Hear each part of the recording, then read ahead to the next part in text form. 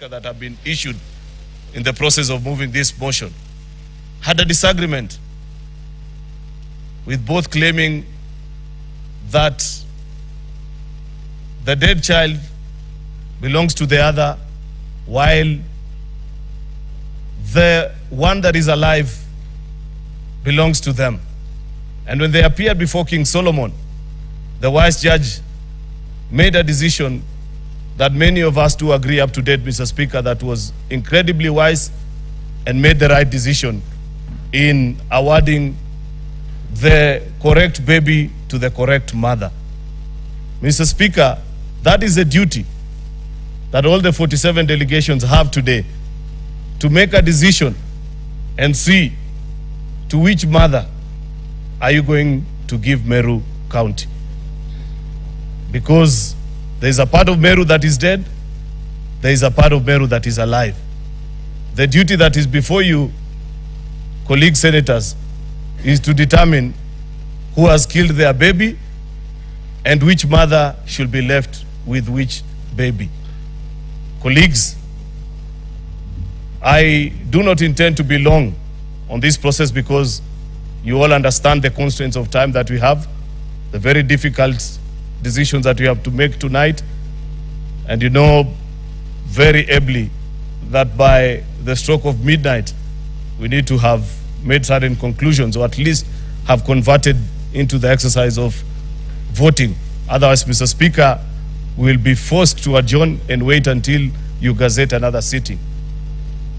And since it is not my intention, Mr. Speaker, to get us to that phase,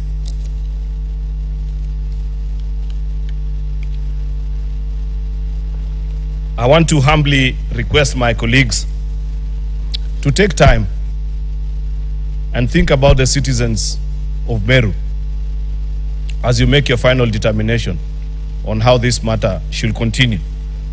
Because, like we have listened, we have been properly advised that there are no easy decisions.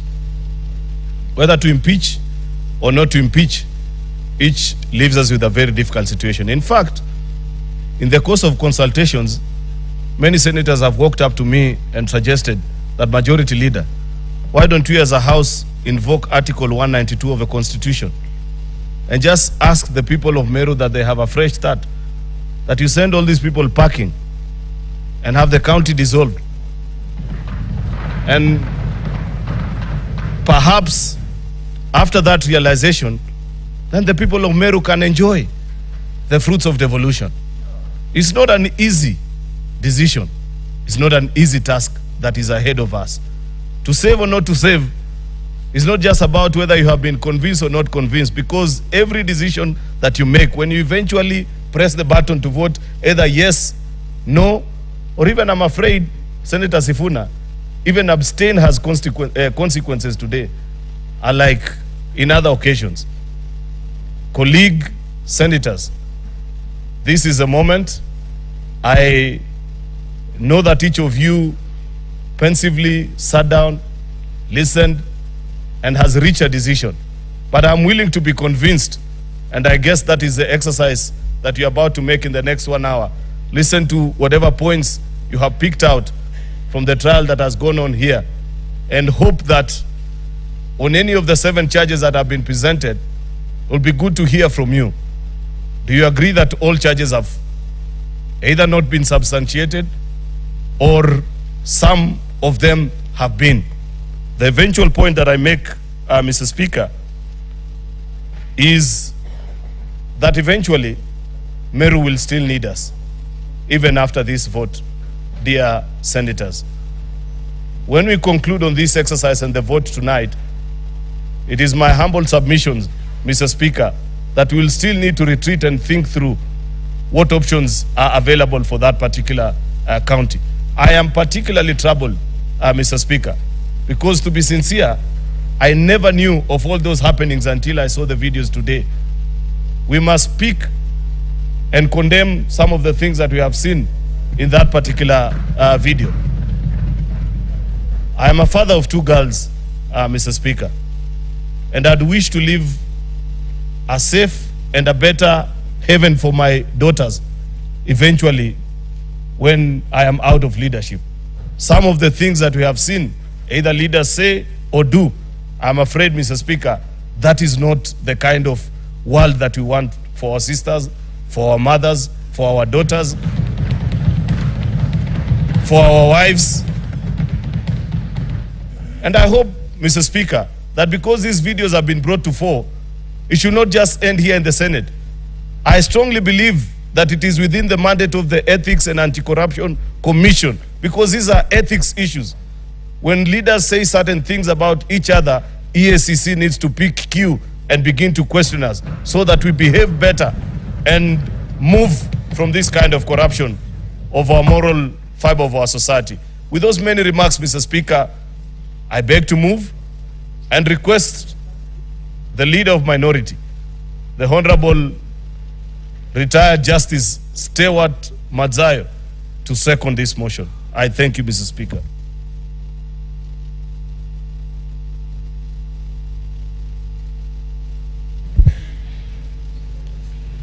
Asante Bwana Spika.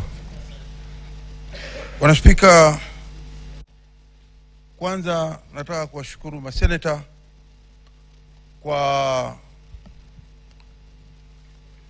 utulivu wao katika hizi siku mbili ambazo wameweza kuchukua kusikiza huu mjadala. Bwana Spika, huu ni mjadala ambao uko mbele ya Senate. Ni mjadala ambao unatakana sisi tuusikize na alafu tuweze kufanya uamuzi ikiwa yako ushahidi wa kutosha, aidha kufurusha kutoka kwa ofisi, ama ikiwa hakuna, kuweza kumpatia nafasi nyingine aweze kuendelea. Huyu ambaye ni Governor Mwangaza wa Meru County. Bwana Spika, kibarua hichi, kama kuna wakati wowote ambao Senate inatakana kujitambua na kuweza kuonekana ikiwa iko kazini na inafanya kazi, ni wakati huu ambao inahusikana na serikali zetu za mashinani. Manake wakati huu ni wakati wa kujitambua sasa, ya kwamba mtu ambaye amefanya makosa anaweza kuchukuliwa hatua, ama mtu ambaye amefanya makosa lakini si ada ya kiwango cha juu anaweza kupewa nafasi kuweza kuendelea. Bwana Spika, cha umuhimu katika mjadala huu wetu ambao umeletwa katika kipengele cha 181 cha katiba, na vile vile katika kipengele cha 33 cha katika County Government Act, na vile vile kulingana na kanuni zetu za kudumu za bunge la Senate kipengele cha 80. Bwana Spika, kibarua kilichokuwa hapa jana na leo ni kibarua kikubwa sana. Tumeweza kukaa ndani ya hii bunge letu la Senate kuanzia mapema wakati wa saa 8:30, na tumeweza kuendelea jana mpaka jioni, tumefika saa 6 usiku, na hivi leo vile vile tumeanza mpaka sasa bado tuko hapa. Bwana Spika, hili ni jambo nataka kuwapatia kongole maseneta wote walioko hapa kwa kazi yao nzuri waliweza kuifanya kusikiza mjadala huo. Bwana Spika, Wakenya wote hivi sasa macho yako katika nyumba ya Senate na wanaangalia, na wameweza kujionea katika wale mawakili wazuri, mawakili ambao ni majabali wa sheria, wameweza kusema kwa upande wa Governor Kawira na kwa upande vile vile wa County Assembly ya Meru. Tumeweza kuwasikiza na tuna hakika ya kwamba masenators wetu wataweza kuamua mashtaka haya kwa njia inayotakana kisheria na kulingana na kanuni zetu za bunge. Bwana Spika, cha umuhimu ni kwamba sote sisi ni wazazi, na pengine ningeweza kujiunga pamoja na ndugu yangu hapa Aaron Cheriot aliyesema yeye pia yuko na watoto. Pia mimi niko na watoto wawili wa kike, ambao cha kwanza mimi sikuweza kufahamu kabisa ya kwamba kama kuna picha ambazo zinaweza kuonyeshwa na ukajitafakari we mwenyewe, kama ni mke wako, ni mamako, ni ndugu yako wa kike, ni mtoto wako wa kike. Lakini hayo ya kijiri, vile vile kuna aina mbalimbali ambapo tunaweza kuangalia na kuona kama kulikuwa na kosa ama hakukuwa na kosa. Njia muhimu ya sisi kufata ni kuangalia kanuni zetu za bunge na katiba inasema nini. Kwa hiyo ndugu zangu maseneta mlioko hapa, mko na wajibu mkubwa sana. Sisi tukiwa hapa, nataka kuwaeleza Wakenya wote, ikifika time kama hii, hakuna ya kwamba hawa wako pati hii, hawa wako pati hii. Tunaangalia ukweli umesimama wapi, na bunge la Senate linasimama na ukweli. Kwa hiyo mimi nataka kuambia Wakenya wote wasiwe na wasiwasi. Tumesikiza na kila mtu atatoa wajibu wake. Wale maseneta ambao watatoa wajibu wake, kila mtu ataamua katika kosa la kwanza mpaka kosa la 7 kama wamekubaliana ama wamekataa, na ukweli utadhihirika wazi na uamuzi utafanyika hivi leo hapa ndani ya bunge la Senate. Mimi tu ni kuwatakia kila laheri katika uamuzi wenu.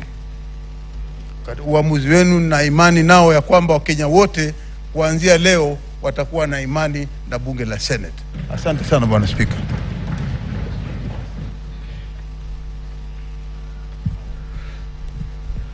Thank you, honorable senators. I will now proceed to propose the question, which is that whereas pursuant to Article 181 of the Constitution and Section 33 of the County Governments Act, on Wednesday, 25th of October 2023, the Meru County Assembly approved a motion to remove from office by impeachment Honorable Kawira Mwangaza, the Governor of Meru County.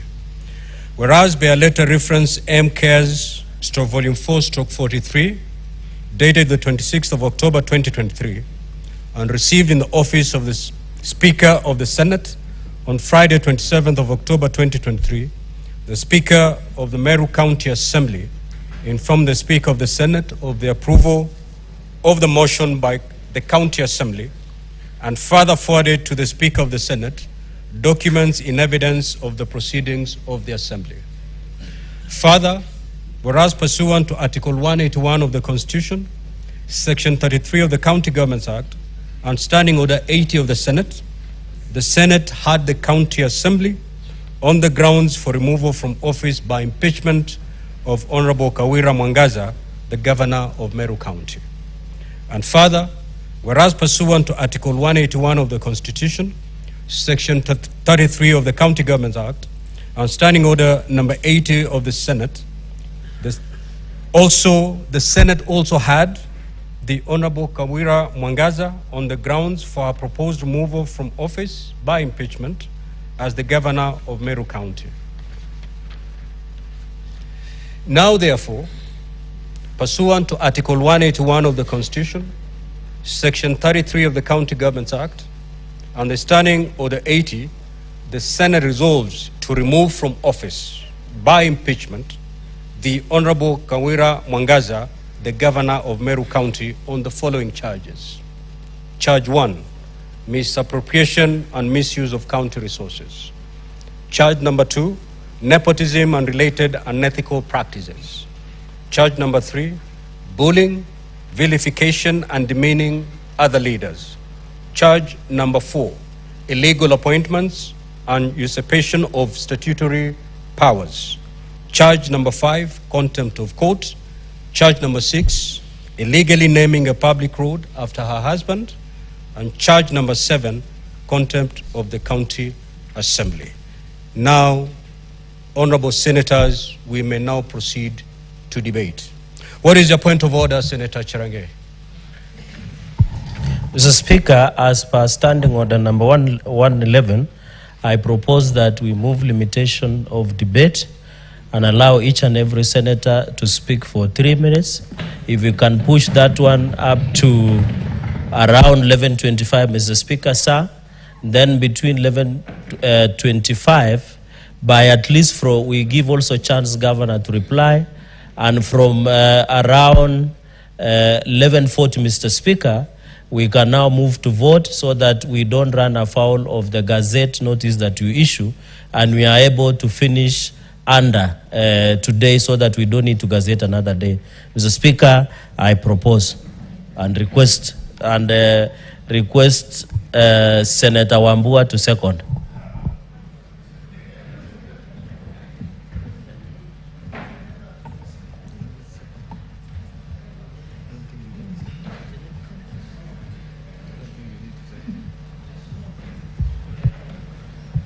Why am I getting directions on what to do from all over? Mr. Speaker, I'm a ranking member in this House. Mr. Speaker, I second the motion by Senator Chelagay. Now, honorable senators, I need not subject that motion to debate.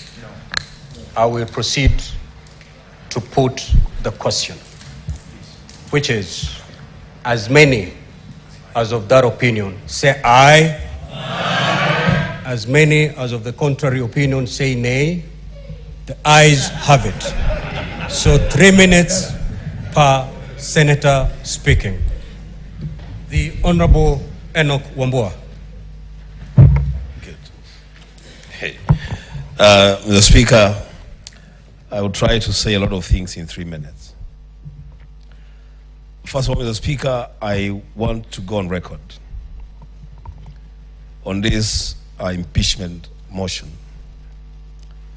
that it is clear to this House, to this country, and to the world that the relationships between the Governor of Meru and the members of the County Assembly of Meru is almost irreparably broken down.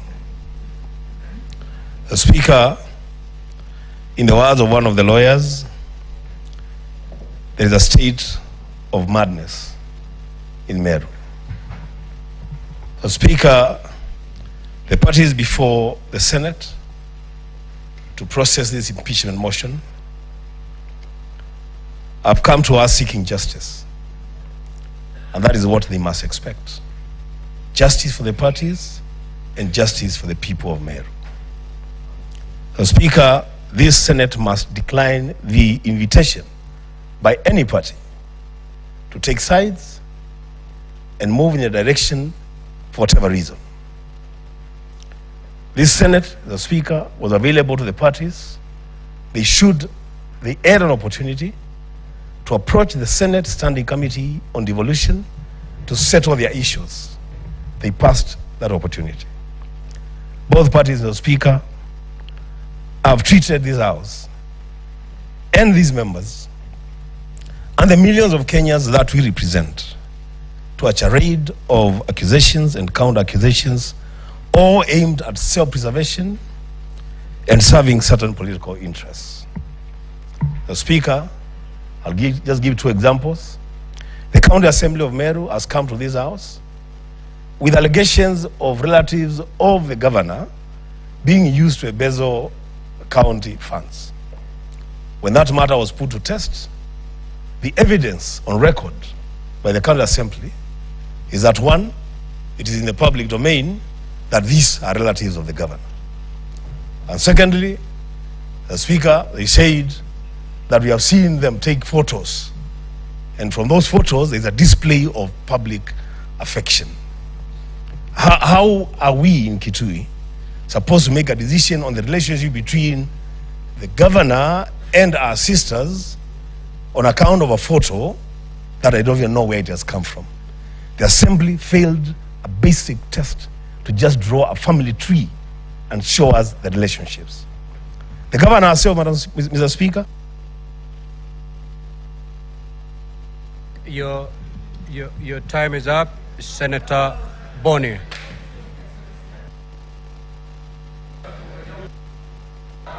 Thank you, Mr. Speaker. Order, honorable senators. Senator Boni, you have the floor. Thank you, Mr. Speaker, so much. Mr. Speaker, the violence, the inability for leaders to work together in Meru is not new. What is new will be how we shall manage it. It happened in Makueni. Professor Kibuda Kibwana was treated in exactly the same way that Governor Kawira Mwangaza is being treated.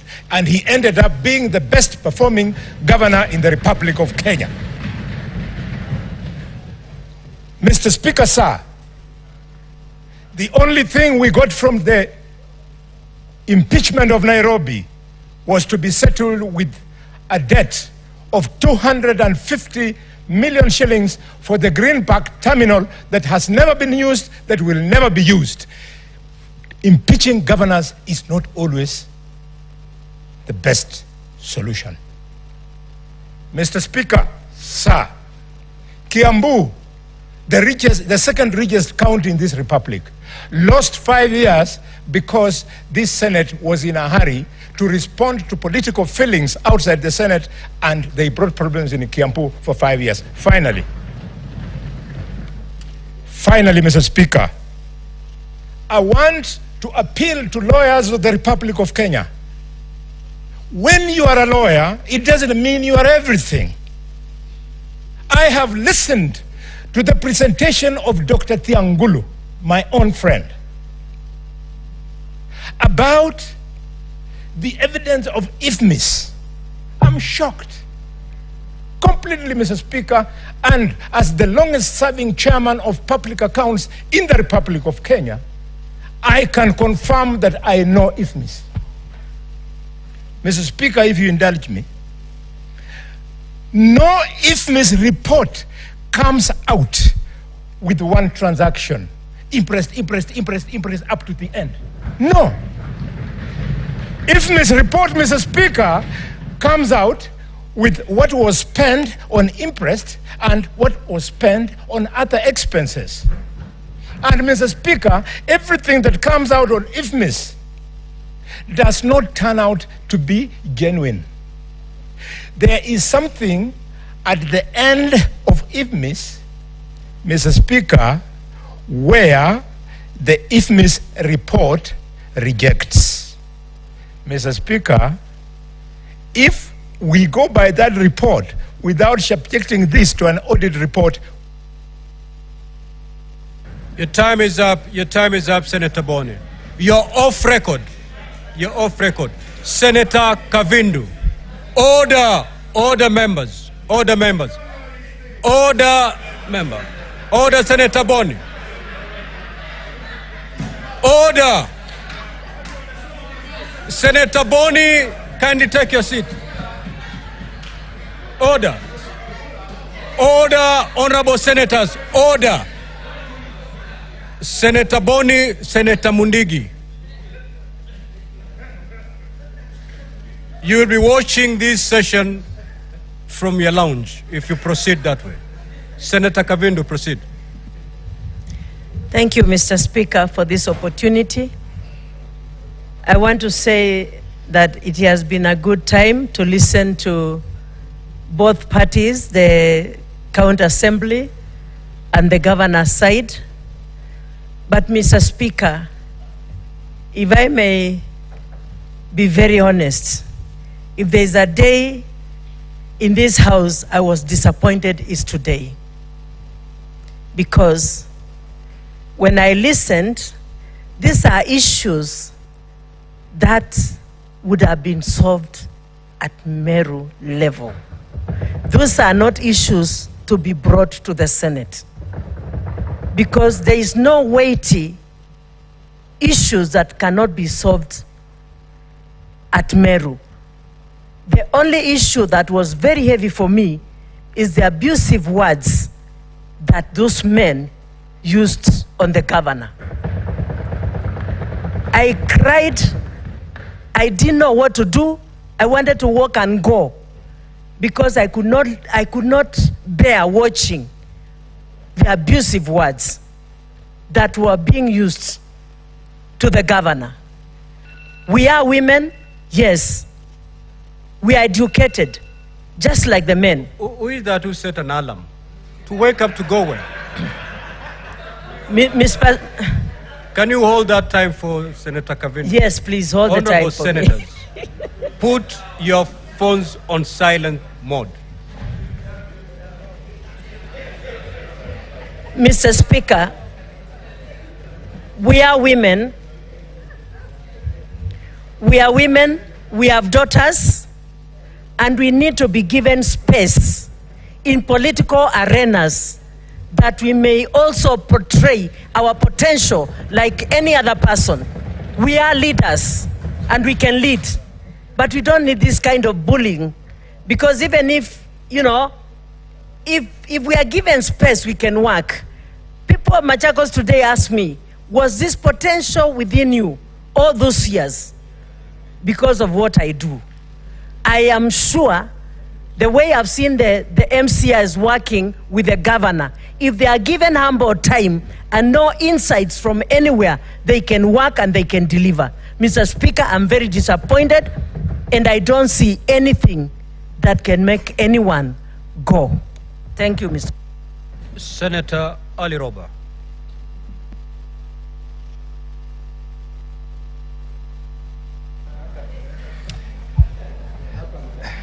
Thank you very much, Mr. Speaker.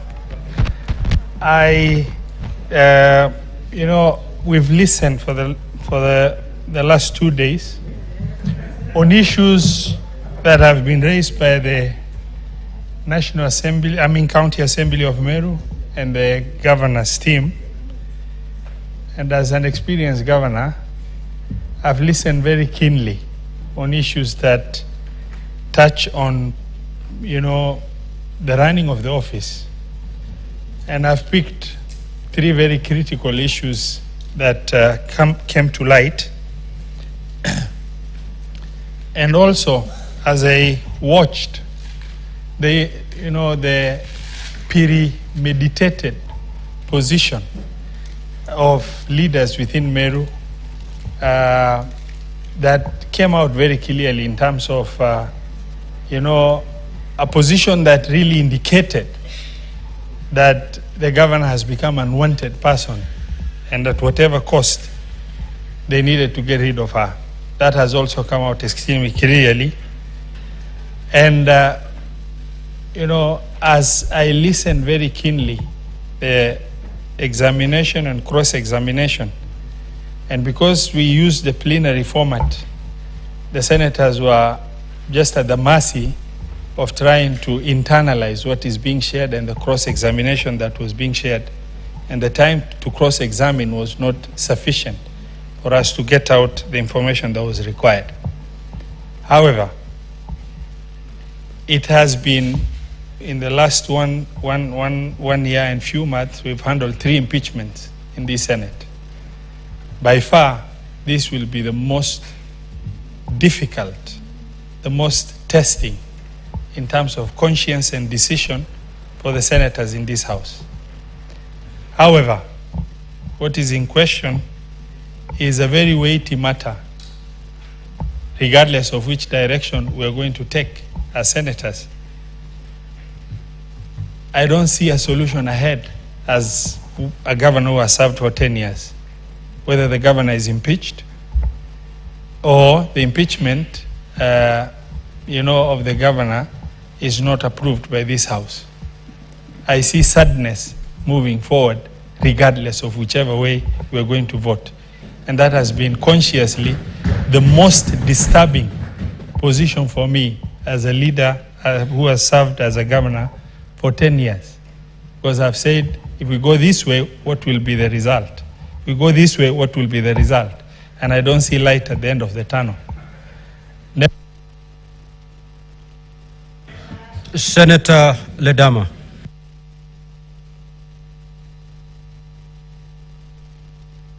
Mr. Speaker, I speak here today as a father of 2 lovely daughters whom I'd like to see grow, become leaders like the way God has blessed me. What I witnessed today, Mr. Speaker, is something which negates that dreams. if we do not stand and to be counted. What I've witnessed today, Mr. Speaker, is this Senate being reduced into being an internal audit. Mr. Speaker, the lawyers presented something which negates the Public Audit Act Section 31, which is quite clear on the process of audit. Mr. Speaker, sir, Article 228, Section 5 is very clear.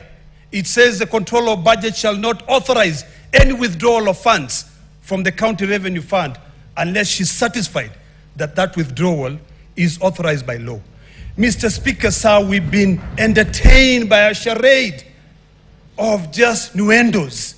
There was nothing that you can be able to prove. I am a ranking member of the Senate Public Accounts Committee, and I know the process. I know what IFMIS is. I know the PFM Act, Section 103, establishes a county treasury, and he puts in the treasurer or the CMC as the head of that fund. Mr. Speaker, sir, I sat down here, and to be honest with you, when I watched those videos, something came to my mind. And I said, you know what? That conference of 1885 in Berlin conference was ill-advised. The British should have just left us with uncouth and civilized behaviors. To see a honorable member, someone who calls himself a honorable member, walking across the streets of our civilized nation, what we call civilized, and saying that certain weapons or certain tools should be used to be able to punish a woman. It's uncouth and uncivilized, and shame on them. Mr. Speaker, sir, I have gone through the 7 allegations, and none of them, Mr. Speaker, sir, has been substantiated. We are being introduced, we are being invited, Mr. Speaker, sir, to get into a conflict of manhood and womanhood. Mr. Speaker, sir, I second the sentiments of the majority leader when he said that it's about time that if these leaders of Meru cannot get their act together, we might as well call a commission of inquiry to suspend that county. It is ridiculous, Mr. Speaker, sir, and we cannot allow this Senate to be reduced to that. Mr. Speaker, sir, we should know better. Senator Yamu.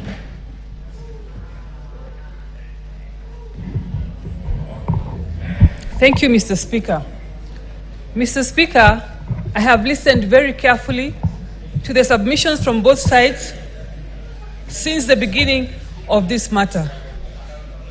Mr. Speaker, the million-dollar questions for this House and my colleagues is, does this matter before us meet the threshold for impeachment? And I want to quote the guidelines given by the Supreme Court of the threshold of conduct of the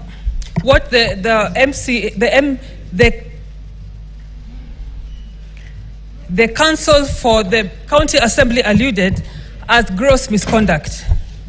Mr. Speaker, is the conduct of the county governor of Meru, is it grave? Is it disgusting?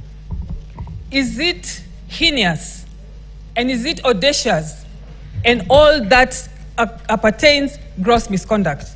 The answer is no. Mr. Speaker,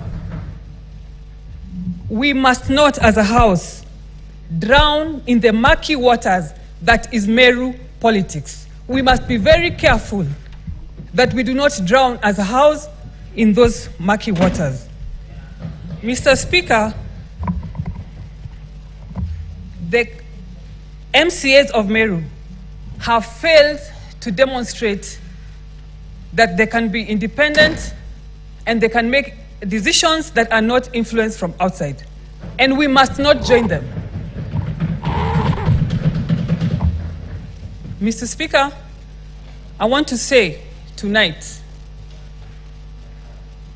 that the matter before us should not have got here. I do not see how this matter got here. Because this is pure politics that should be handled at the ground in Meru.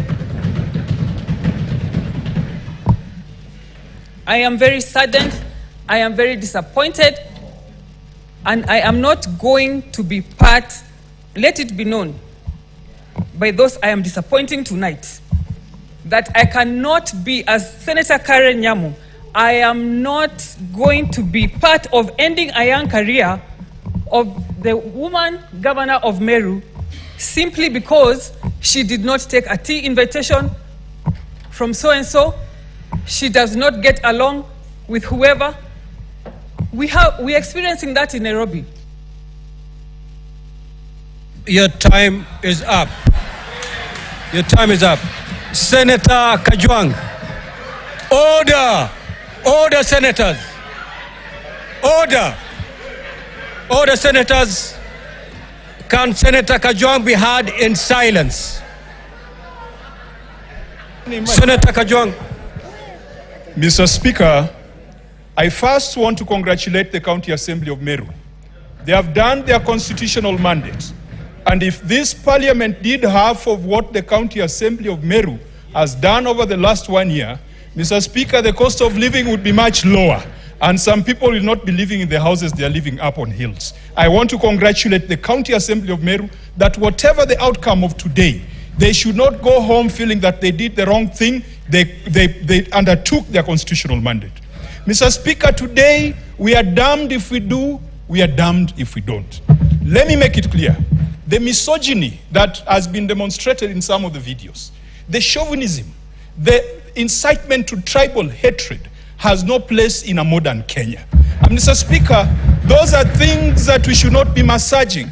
Those are criminal actions. Gender-based violence is such a grave criminal action that if I had an option to ask the governor a question, I would have asked whether she reported those matters to the police, because impunity breeds in silence. Mr. Speaker, from the submissions, it appears as if everybody in Meru is mad. We are in a season of madness in Meru. And that, Mr. Speaker, the only sane person in Meru today is the governor and the spouse. That is what has come out of the submissions. But, Mr. Speaker, could that be true? That all the great men and women of Meru, including the Deputy Speaker of this House, are mad, are in a season of madness, and the only lucid person can be the governor? Mr. Speaker, that presupposes and that indicates is a big, big problem that an impeachment cannot solve. Mr. Speaker, we have a patient with 2 damaged kidneys. We take out 1 kidney, the patient will not survive. You take out the governor, you leave the assembly, you still have a problem. You reinstate the kidney, which is the governor, you still have a problem. Mr. Speaker, Article 192 says that where a county government has irretrievably broken down, that county should be suspended, that county should be sent to a fresh election. And Mr. Speaker, even though we do not have the original jurisdiction on that, I want to encourage the citizens of Meru to call for a suspension of the county government, to send Governor Kawira Mwangaza back to the people, and to send the MCS back to the people. We have been told a lot of stories about who is popular and who is not popular. But finally, Mr. Speaker, let us not forget that in 2010, this nation discharged Nancy Baraza of a role as a Deputy Chief Justice of the Supreme Court of Kenya on very spurious allegations. But that has set a precedent that has been part of our jurisprudence. If we were to go with that threshold, then Governor Kawira Mwangaza should go home. Senator Wakoli.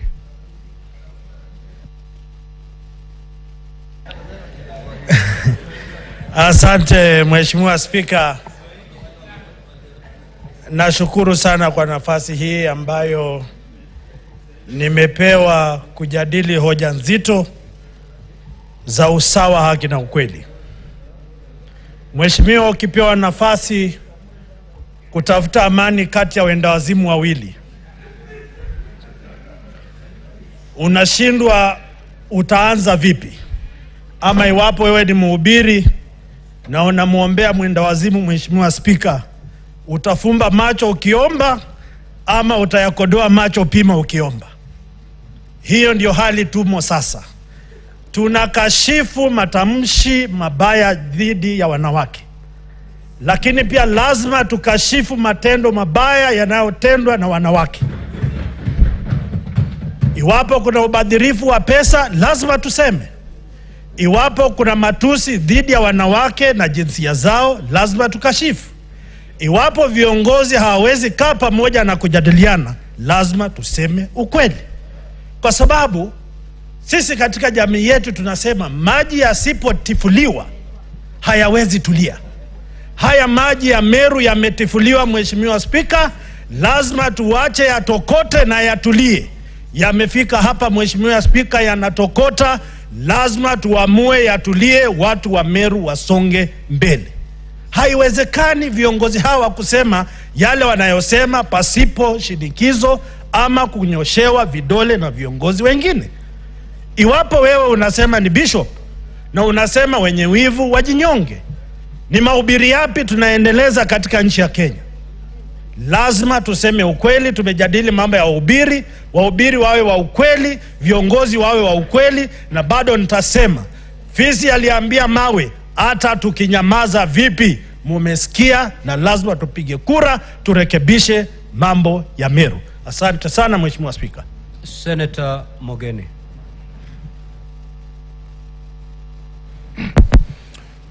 Mr. Speaker, if there is an image that had stuck with me ever since this impeachment trial started, it is the image I saw of some acts against the governor of Meru. Mr. Speaker, I can be rough in politics. Mr. Speaker, I can make mistakes in politics, but I will never, and I've never descended to the level I saw in the videos that were displayed before this House, Mr. Speaker. Mr. Speaker, however much you hate a human being, Mr. Speaker, if you are a Christian or you believe in the Almighty God, Mr. Speaker, there are some utterances you cannot make against some other human beings when you are a leader, Mr. Speaker. So, Mr. Speaker, despite the things, the wrongdoings we have seen against the governor of Meru, Mr. Speaker, we must ask ourselves, Mr. Speaker, when history is written, Mr. Speaker, and we are the 47 of us who sat here, Mr. Speaker, how did our conscience respond to the videos that were played before us, Mr. Speaker? How will the people of Kenya, Mr. Speaker, judge us? Because it is not just the governor who is on trial, Mr. Speaker. It is the Senate of the Republic of Kenya that is on trial tonight, Mr. Speaker. And Mr. Speaker, I want to state at 11:45, Mr. Speaker, without fear of any contradiction, that the vote I have tonight, Mr. Speaker, the one delegation from Nyamira, Mr. Speaker, I owe my vote, Mr. Speaker, to the great women of this country called Kenya, Mr. Speaker. I owe my vote, Mr. Speaker, to the women who have faith in me from the county of Nyamira, Mr. Speaker. I owe my vote, Mr. Speaker, to the great woman who raised me, Mama Nyamokami. And Mr. Speaker, I want to give confidence tonight to the woman who will receive me when I go home, my wife Jacqueline, that I have respect for the women of this republic, Mr. Speaker. And when I cast my vote, Mr. Speaker, is to give assurance to my two lovely daughters, Nyamokami and Aliaro, that we must treat the women of Kenya with honor and respect, Mr. Speaker. That is the vote that I carry, Mr. Speaker, tonight. I rest my case, Mr. Speaker. Senator Tobiko.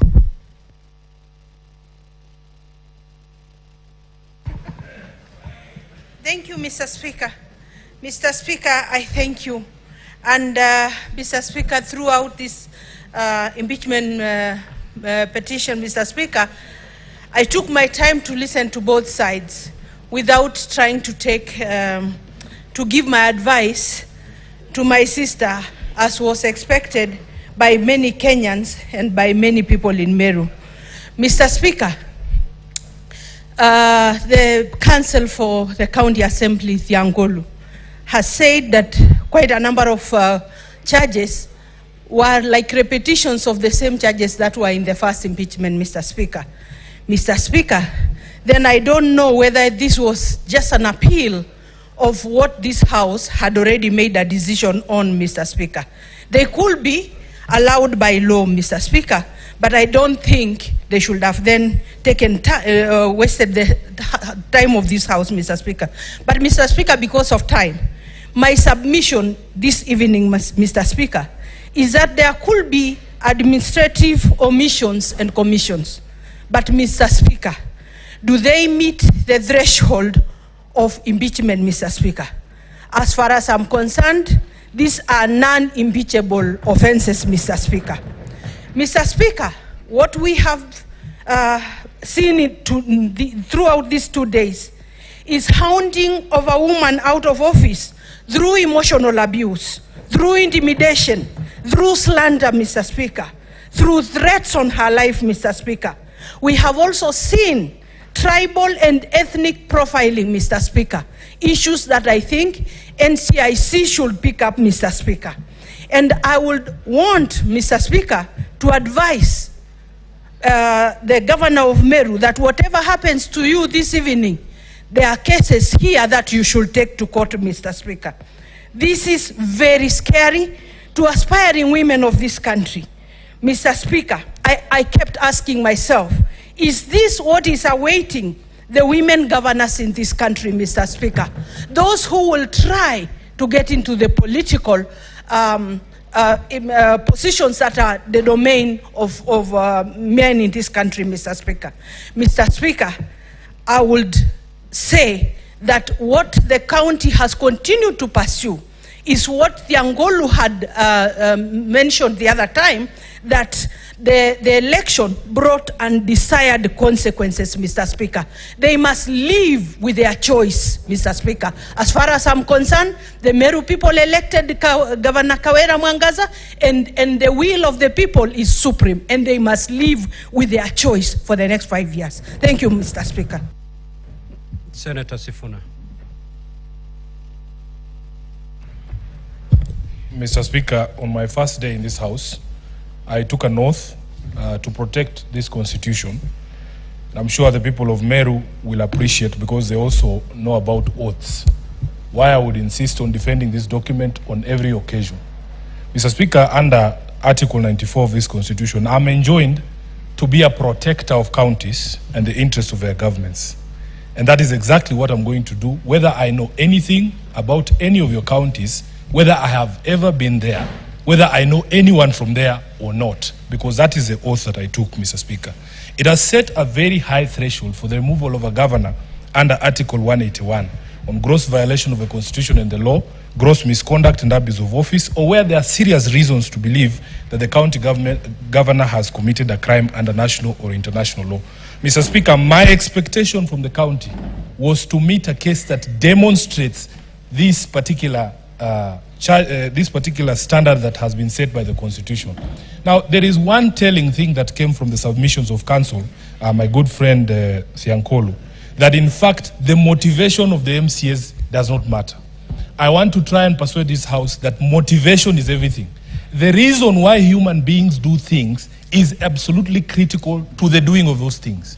Mr. Speaker, because what motivation does, it sets a goal for you, and then you look for a means to get to that particular goal. We have seen the evidence that has been laid here demonstrate clearly that a decision was made that Kawira Mwangaza had to go as a governor of Meru. And then steps and plans were put in place to be able to meet that particular goal. And that is something that I cannot abide as a senator sworn to protect the interests of counties. Mr. Speaker, I want to speak to two analogies that have, been used quite extensively by the team from the county assembly. One, Mr. Speaker, is the analogy of the scorpion and the frog. I do not think anyone can ascribe the innocence of the frog in that particular analogy to the county assembly of Meru. At the very minimum, it is a scorpion being carried by a crocodile on its back, because both animals are extremely dangerous from the evidence that we have seen here. Mr. Speaker, secondly, it is this much repeated song by Shaggy called "It Wasn't Me." In fact, in that particular song, council forgot that there was a collabo. There's another gentleman who's singing in that song as well. That gentleman says, "I was caught live." There are photos. There is evidence. That is what we expected from the county assembly. In the evidence of the photos of this gentleman on the counter, in the shower, as the council sang, Mr. Speaker, it is difficult for me to get behind the case by the county assembly. I rest my case. Senator Keroche.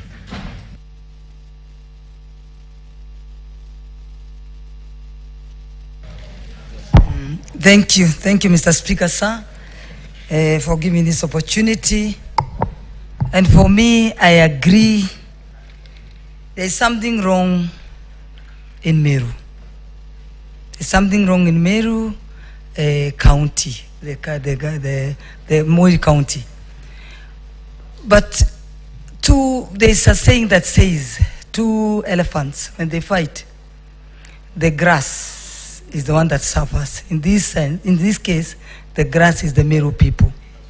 So we must ensure that we make the right decision in a very sober manner.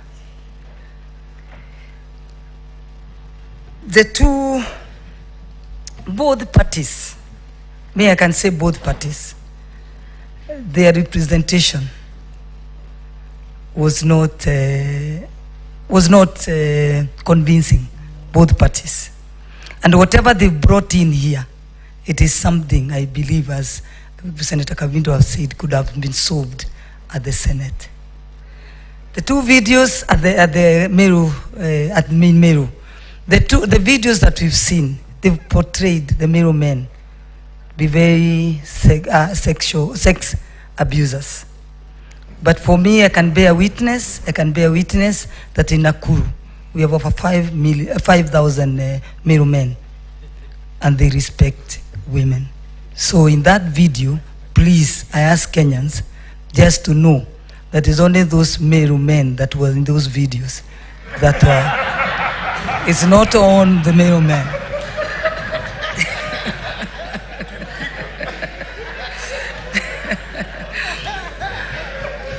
I want to take this opportunity. I really want to take this opportunity and advise my sister, Her Excellency Governor Kawira, in the world we are living in, women to rise to the top, it takes a while, or it takes you work 5 times to reach to the top. But when you reach there, ensure you become a role model, that where women want to become like you. Men want their girls to be like you, but not their wives, because they only admire the power in you, but they don't like the power. So exercise the power that you've been bestowed by the Meru people very responsibly, so that the men can support you and walk with you. I've walked that journey, so I know. So look, going forward, ensure you go and unite the people of Meru. Unite all the leaders of Meru. Because believe me, in case of any... Senator Ojenda. Senator Ojenda.